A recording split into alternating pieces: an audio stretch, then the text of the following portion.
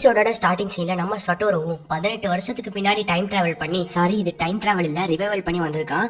So 5th standard படிக்கும் போது எப்படி இருந்தானோ அந்த மாதிரி வந்திருக்கான். அவனுக்கு பெருசா எதுவுமே ஞாபகம் இல்லை, எந்த பெஞ்சில் உட்காரணும், எப்படி இருக்கணும், ஸோ யாரெல்லாம் நம்ம ஃப்ரெண்ட்ஸ் அப்படிங்கிற மாதிரி எதுவுமே ஞாபகம் இல்லை. ஸோ அவனே எல்லாத்தையும் ஞாபகம் கொண்டு வர முயற்சி பண்றான். ஸோ இந்த மாதிரி போய் அவனோட பெஞ்சில் உட்காடுறான். பட் அவனுக்கு ரொம்பவே ரொம்ப தனிமையா ஃபீல் பண்றான். ஸோ என்ன பண்ணணும், என்ன நடந்துகிட்டு இருக்கு, என்ன பீரியடு, இன்னைக்கு என்ன கிளாஸ் டைம் டேபிள், ஸோ எதுவுமே அவனை தெரியாது. திடீர்னு கிளாஸ் ரூம்ல போய் உட்காந்து பாடம் படிக்க சொன்னா எப்படி இருக்கும், அதுவும் பழைய சட்டோரோவா. ஸோ அதனாலதான் ரொம்ப பயந்துகிட்டு இருக்கான். சரி இது நம்மளுக்கு சரிப்பட்டு வராது அப்படிங்கிற மாதிரி கிளாஸ்ல இருந்து பாதியில எந்திரிச்சு போகும்போது ஒரு பையன் கென்யோ அப்படிங்கிற மாதிரி, ஸோ இவனை ஞாபகம் வச்சுக்கோங்க, இவன் கிளாஸ்லயே ரொம்ப ஸ்மார்ட்டான பையன், எங்க போற அப்படின்னு சொல்லிட்டு கேட்கறான். சும்மாதான் நான் எனக்கு உடம்பு சரியில்லை அப்படிங்கிற மாதிரி சொல்லிட்டு அவனு கிளம்பிடுறான். இவனும் போகும்போது கயோ பாத்துறான். கயோ யாரு அப்படின்னா போன எபிசோட்ல லைப்ரரியில புக் படிக்கும் போது காட்டியிருப்பாங்க. அதாவது சட்டோரு 5th படிக்கும் போது அவனோட 2 ஃப்ரெண்ட்ஸை யாரோ கிட்னாப் பண்ணிருவாங்க, அதுக்கு காரணம் யூகி தான் அப்படிங்கிற மாதிரி சொல்லியிருப்பாங்க. சோ கரெக்டா அந்த டைம் பீரியடும் இப்ப நம்ம சட்டோரோ டைம் டிராவல் பண்ணி வந்திருக்க டைம் பீரியடும் ஒண்ணுதான். நம்ம சட்டோரோ கிராஸ் பண்ணி போன கயோ கிட்ட நம்ம சட்டோரோ எதுவுமே பேச மாட்டான். சோ அப்புறம் பாத்துக்கலாம் அப்படிங்கிற மாதிரி அவனும் வீட்டுக்கு வந்துருவான். வீட்டுக்கு வந்ததுக்கு அப்புறம் அவனோட சாவி எங்க வச்சிருப்பாங்க அப்படிங்கிறது தெரியாது. பேசிக்கா நம்ம வீட்டுல எல்லாம் சாவி ஏதாவது ஒரு இடத்துல மறைச்சு வச்சிருப்பாங்க. பட் ஒரு 18 வருஷத்துக்கு அப்புறம் நம்ம பழைய வீட்டுல எந்த சாவியை மறைச்சு வச்சோம், எங்க மறைச்சு வச்சோம் அப்படிங்கறது ஞாபகம் இருக்காது. அதே மாதிரிதான் நம்ம சட்டோரோவுக்கு இப்போ எங்க இருக்குன்னு சொல்லிட்டு ஞாபகமே இல்லை. அப்ப டக்குனு அவனோட கால் ஒரு பாக்ஸ்ல தட்டுறதை பார்த்தோன்னே அங்கதான் சாவி இருக்கு அப்படின்னு சொல்லிட்டு பாத்துறான். அப்பதான் அவனுக்கு கொஞ்சம் கொஞ்சமா எல்லாம் ஞாபகம் வருது. நம்ம சட்டோரோ அவனோட வீட்டுக்குள்ள போனதுக்கு அப்புறம் பழைய விஷயங்கள்லாம் அவனுக்கு ஞாபகம் வருது. சோ அப்பதான் ஒரு விஷயத்தை யோசிச்சு பாக்குறான். இந்த மாதிரி நான் 18 வருஷத்துக்கு பின்னாடி ரிவைவல் அவன் வந்திருக்கானா, கண்டிப்பா இந்த டைம் பீரியட்ல எங்க அம்மா உயிரோட தான் இருப்பாங்க அப்படிங்கிற மாதிரி அவனும் ரொம்ப சந்தோஷப்படுறான். அப்படியே பாத்தீங்கன்னா அவனோட பழைய விஷயங்கள் எல்லாம் நினைச்சு பாத்துக்கிட்டு எடுத்து பார்த்துட்டு அப்படியே அந்த இடத்துல ரொம்ப டயர்டா இருந்தனால தூங்கிடுவான். அண்ட் அதுக்கப்புறம் அவங்க அம்மா வந்துருவாங்க. வந்துட்டு நம்ம சட்டோரை எழுப்பினோட அவனும் எந்திரிச்சிட்டு அவங்க அம்மாவை பார்த்த ஹாப்பில அவனுக்கு ஆனந்த கண்ணீர் பயங்கரமா அழுவ ஆரம்பிச்சிருவான். போன எபிசோட்ல நம்ம சட்டோருக்கு ஆக்சிடென்ட் ஆனதுனால அவங்க அம்மா அவனோட வீட்டுல ஸ்டே பண்ணிருப்பாங்க. ஸோ அது அவனுக்கு பிடிக்காம அவங்க அம்மா பயங்கரமா திட்டிக்கிட்டு இருப்பான். ஸோ பட் இந்த எபிசோட்ல அவங்க அம்மா தான் கூட இல்ல அப்படின்னு இருக்கும்போது மறுபடியும் அவங்க அம்மா கிடைச்சப்போ அவனுக்கு வர ஹாப்பினஸே வேற.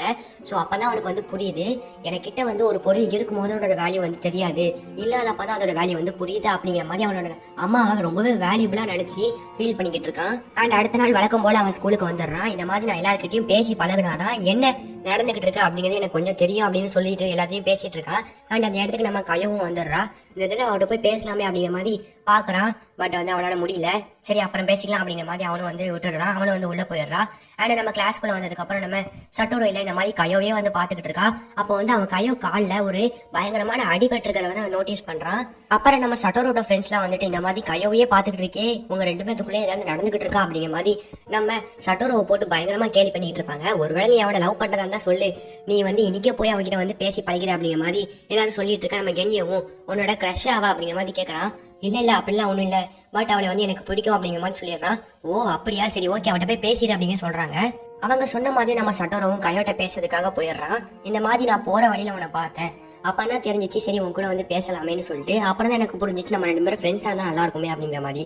உடனே அவனும் ஒருவேளை நான் அவனுக்கு பொய்யா இருந்தனா அப்படின்னு கேட்கறா. இவனுக்கும் பயங்கர ஷாக் ஆகுது, என்ன எப்படி பேசுறா அப்படின்னு.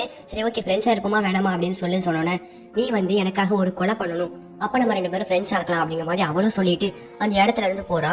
என்ன கொலை பண்ணணுமா அப்படின்னு பயங்கரமா ஷாக் ஆயிடுறான்.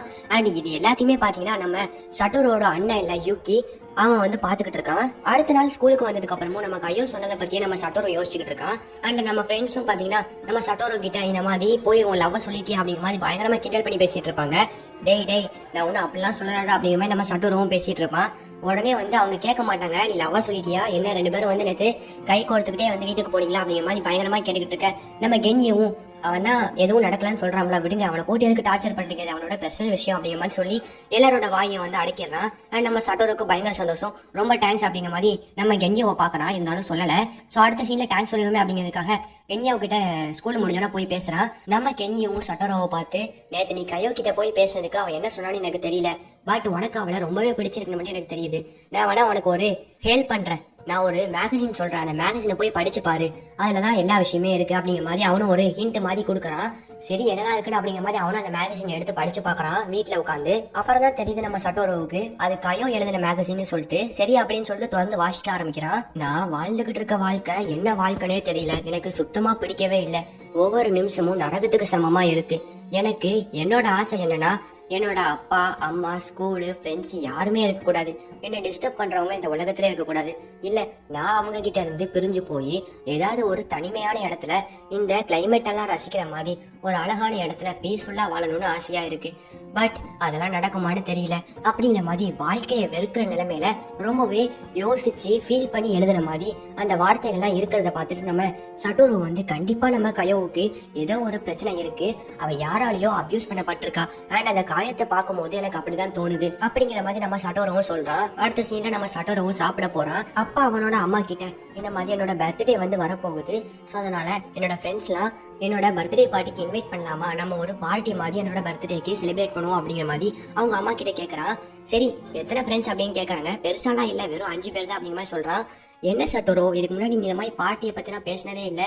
சரி ஓகே, நீ வந்து பார்ட்டின்னு முதல்ல கேட்டிருக்க, உனக்காக நான் வந்து அண்ட் உன்னோட ஃப்ரெண்ட்ஸ்க்காகவும் ஒரு பெரிய கேக்கா வந்து பார்ட்டியில செலிப்ரேட் பண்ணதுக்காக என்னோட கையிலேயே வந்து செய்யறேன் அப்படிங்கிற மாதிரி சொன்னேன். நம்ம சட்டோரவும் ரொம்ப சந்தோஷப்பட்டுருவான்.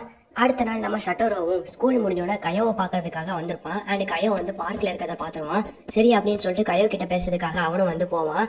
நான் உனக்காக கொலை பண்ண தயாரா இருக்கேன், நேத்து நீ சொன்னல கொலை பண்ணாதான் என் கூட ஃப்ரெண்டா இருப்பேன்னு, அதுக்கு நான் இப்ப தயார் அப்படிங்கிற மாதிரி நம்ம சட்டோரவும் சொல்றான். நான் அன்னைக்கு சும்மா தான் சொன்னேன், நீ ஒண்ணு நினைச்சுக்காத அப்படிங்கிற மாதிரி சொல்றான். என்ன சொல்ற, நிஜமாவா அப்படிங்கிற மாதிரி சிரிக்கிறான். ஆமா நிஜமாதான் அப்படிங்கிற மாதிரி நம்ம கையவும் சொல்றான்.